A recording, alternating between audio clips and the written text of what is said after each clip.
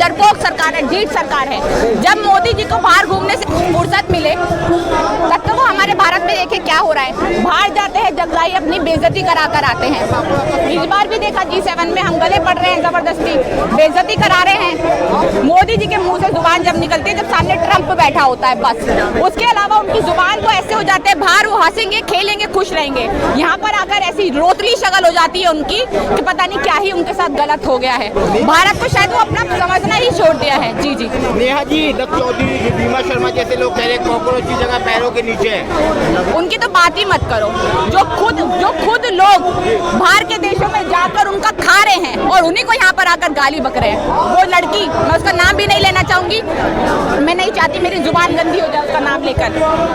वो लड़की बाहर के देशों में रह रही है, वहाँ से कमा रही है, कमा कर बहुत टाइम तक रह रही है, उनका खा रही है, फिर उसके बाद वो यहाँ पर ही आकर कह रही है कि भैया ये तो ऐसे होते हैं, मुसलमानों को गाली बकती है, किसी धर्म को, किसी कास्ट को टारगेट करती है। रोज आप देखिए, रोज कभी वो गांधी जी को गाली बक रही होगी, कभी वो राहुल गांधी को गाली बक रही होगी, कभी वो सुअर बोल रही होगी। इस तरीके की घिनौनी बातें वो करती है। तो मुझे लगता है इस तरीके के गिरे हुए लोग और घिनौने लोगों के बारे में इस प्रोटेस्ट में बात करना सही नहीं होगा। टुकड़े टुकड़े लोग इकट्ठे हो गए, देश विरोधी नारे लगा रहे हैं। कौन टुकड़े टुकड़े? कहाँ है? जिन्होंने नीट के पेपर दिए वो टुकड़े टुकड़े? या फिर हमारे जो मंत्री है बीजेपी के, वो एक बच्चा 12th का अगर आवाज उठाता है तो उसको पाकिस्तानी बता देते हैं, वो टुकड़े टुकड़े? मतलब यहाँ पे सारे पढ़े लिखे लोग हैं। यहाँ पर आप नहीं देखेंगे कि कोई भी अनपढ़ आ रहा है, जाहिल आ रहा है। यहाँ पर सारे पढ़े लिखे लोग हैं। हम खुद बहुत पढ़े लिखे हैं, हम यहाँ पर आ रहे हैं, अपना काम धंधा छोड़ कर आ रहे हैं। क्यों आ रहे हैं? देखिए, मैं नीट के एग्जाम नहीं दिए मैंने, ना मैं आगे दूंगी, बट हमारा फ्यूचर जो है वो इस पे डिपेंड है पूरा। नीट के एग्जाम भी देगा, हमारे 10th और 12th के पेपर भी लीक हो गए, वो भी एग्जाम देगा और उससे आगे बढ़ेगा, हमारे देश को आगे फ्यूचर में संभालेगा। हम उनके लिए खड़े हुए हैं। 15 से 20 बच्चों ने जो सुसाइड कर ली है, हम उसके लिए खड़े हुए हैं। और मैं आपके चैनल के माध्यम से यही दरख्वास्त करना चाहूंगी, ये प्रोटेस्ट जो है इसको किसी पार्टी का प्रोटेस्ट मत देखिए, इसको प्रोटेस्ट देखिए हमारे यूथ का, जिनको कॉकरोच बोला गया है, हमारे यूथ का प्रोटेस्ट। जब बच्चों ने सुसाइड कर ली, अपनी जान गंवा दी है, और उनके माँ बाप के लिए ये प्रोटेस्ट इसलिए है। तो हम भी इस प्रोटेस्ट में पार्टी के लिए आते नहीं आए कि किसी पार्टी के साथ हम हैं। इस प्रोटेस्ट में हम इसलिए आए। सवाल है कि जिस तरीके से एक वीडियो पे काफी विवाद हुआ है उमर खालिद को लेकर के, उमर खालिद के नारे लगाए जा रहे हैं, क्या लगता है आपके लिए उमर खालिद का नारा लगाना देश विरोधी है? उमर खालिद देश विरोधी है? देखिए, मैंने अपनी एक वीडियो में बोला था, अगर आप उमर खालिद का सपोर्ट भी करते हो तो आप देशद्रोही नहीं हो, आप देश के खिलाफ नहीं हो। क्योंकि जितने भी हमने वीडियोस देखी है, डॉक्यूमेंटेड वीडियोस आई हैं। अगर वो दोषी है तो उसको सजा दो। आप ट्रायल ही नहीं शुरू कर रहे हो, 5 से 6 साल होने वाले हैं उसको जेल में, पता ही नहीं है इंसान के ऊपर जेल में वो क्यों है। जिसने गांधी की बात करी, जिसने बोला हम भारत में बाय चांस नहीं बाय चॉइस है, जिसने कहा हम भारत में ही पैदा हुए हैं, भारत की मिट्टी में ही दफन हो जाएंगे, उसको आप देशद्रोही बता रहे हो। एक रेपिस्ट का स्वागत आप मालाओं से कर रहे हो। जिसने अभिजीत दीप्ति के ऊपर चाटे मारे, उसका स्वागत आप मालाओं से कर रहे हो। मर्डरर्स जो है आप उनको टिकट दे रहे हो, तब वो सही है, तब वो सब कुछ ठीक है। और यहाँ पर उमर खालिद का नाम लेने से आप देशद्रोही बता दे रहे हो। आप कहते हो कि भैया उमर खालिद का नाम लिया, ये तो देशद्रोही है, इसके ऊपर तो UAPA लगने चाहिए। हम भी ले रहे हैं, हम तो कभी नहीं डरे, बट हाँ, डर की बात यह है कि वो उमर खालिद है। वो अगर शर्मा या पंडित होता तो शायद वो आज जेल में ना पड़ा होता। ट्रायल की तो बात ही छोड़ दो, वो आज शायद जेल में ना पड़ा होता। मैंने पहले भी अपनी वीडियोस में कहा, अब फिर कह रही हूँ, मैं नहीं डरती हूँ, फिर भी कह रही हूँ कि इस देश में नाम से फर्क पड़ता है। अगर आप उमर खालिद है, खालिद सैफी है, तो आपको फर्क पड़ेगा, आपको जेल में डाला जाएगा, आपको जेल के सलाखों के पीछे रखा जाएगा, आप पे UAPA लगाई जाएगी, आप देशद्रोही साबित किया जाएगा। पुणे में एक आदमी ने, एक लड़के ने, नाबालिग लड़के ने कार से उड़ा दिया, उसको आने के बाद डांस किया जा रहा है, डांस से उसका स्वागत किया जा रहा है। आप ऐसे मर्डरर्स का स्वागत ऐसे कर रहे हो, इन चीजों से कर रहे हो। और आप एक इंसान जो देश के लिए आवाज उठा रहा है, देश के लिए, अपनी देश के युवाओं के लिए आवाज उठा रहा है, उसको कभी भी देशद्रोही बताकर, जिसपे ट्रायल भी शुरू, अगर वो दोषी है तो उसको सजा दीजिए ना, ट्रायल शुरू कीजिए, उसको जेल में जिंदगी भर जेल में रखिए।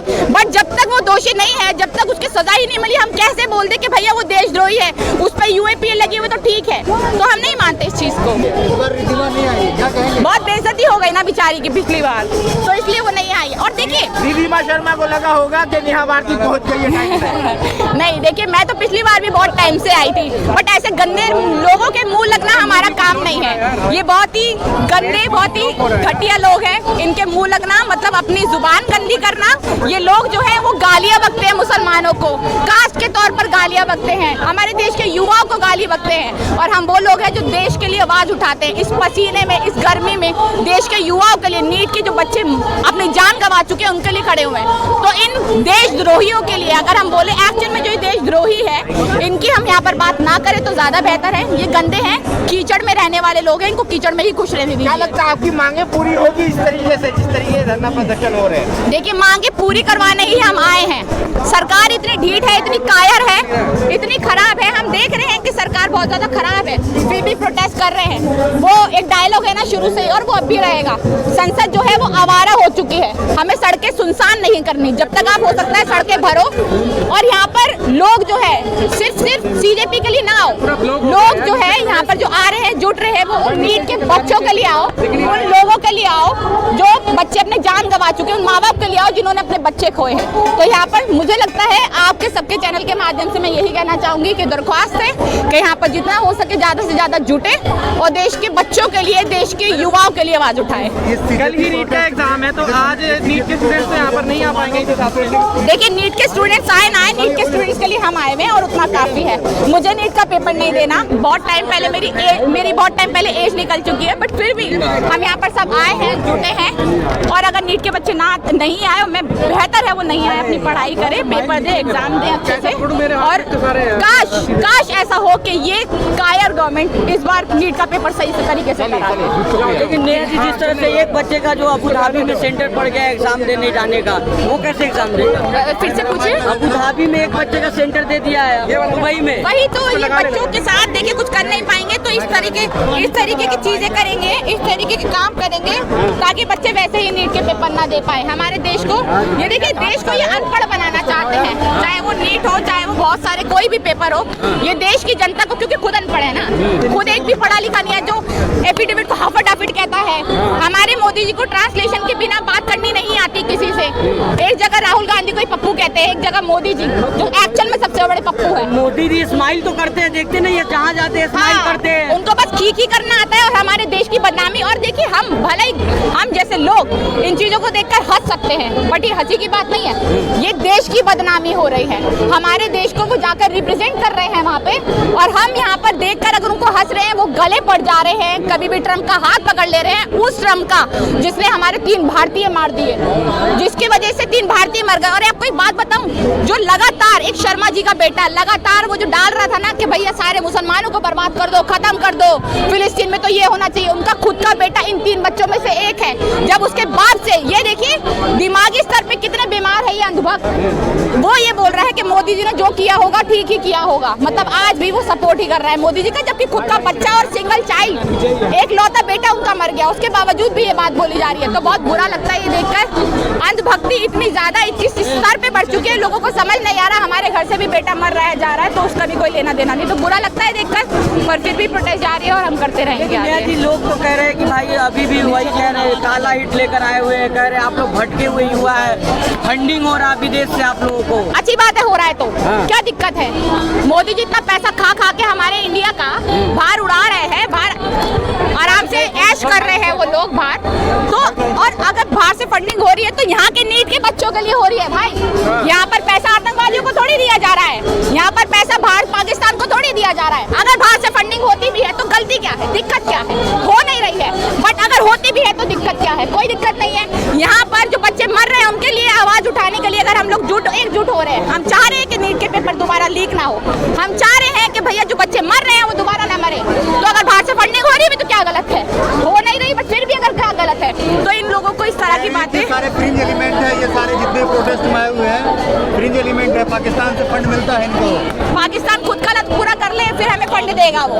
मतलब आप ये सोचिए, पाकिस्तान अपने आप को तरीके से नहीं गुजारा कर पा रहा है, वो इंडिया को लोगों को फंड देगा और इन लोगों को फंड देगा। यहाँ पर फंड की जरूरत नहीं है। यहाँ पर कौन सा पैसा लगा हुआ है, कौन सी आप ये देखिए कि कौन से यहाँ पर एसी कूलर लगवा रखे हैं, कौन से फंड की जरूरत पड़ रही है, कुछ भी नहीं पड़ रहा। पर उसके बावजूद भी यहाँ पर हम गर्मी में लोग मर कर आ रहे हैं। आवाज साफ कह दिया ना कि यहाँ पे इस्तीफा नहीं होता है।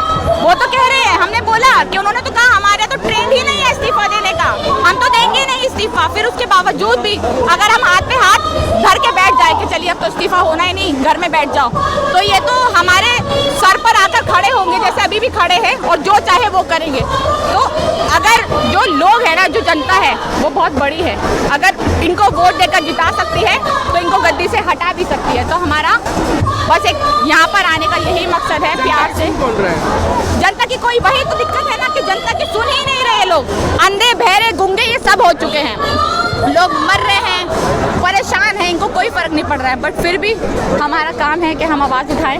हम मोदी के देश में ऐसे लोगों की कोई दरकार नहीं है, आप जैसे लोगों को।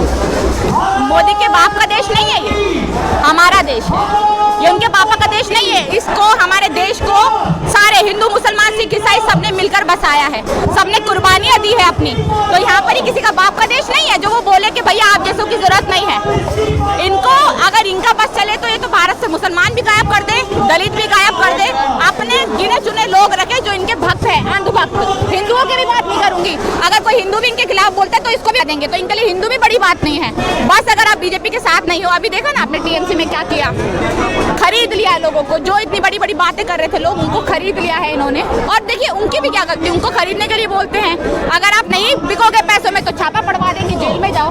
तो इस तरीके से लोगों को खरीदते हैं।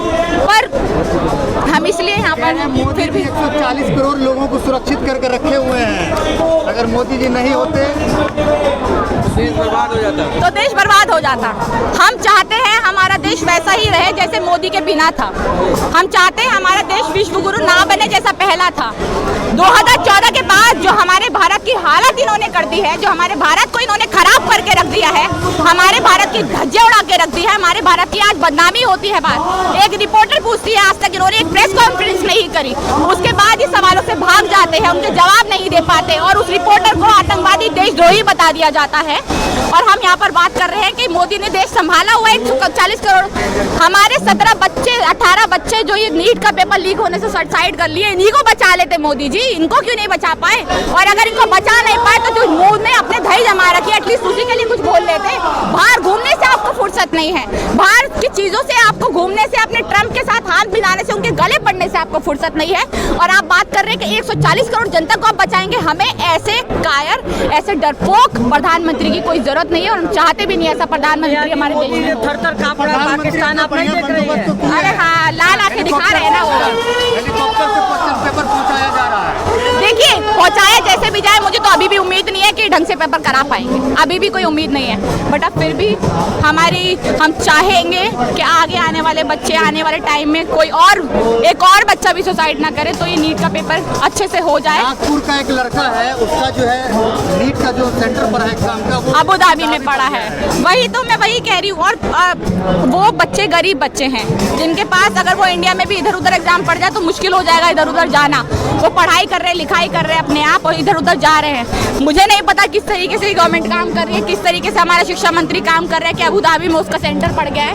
बहुत ही दुर्भाग्य की बात है, इसलिए हम यहाँ पर जुटे हैं ताकि ये चीजें खत्म हो पेपर लीक नहीं होगा ना, विदेश में जाकर पेपर देगा अच्छे से।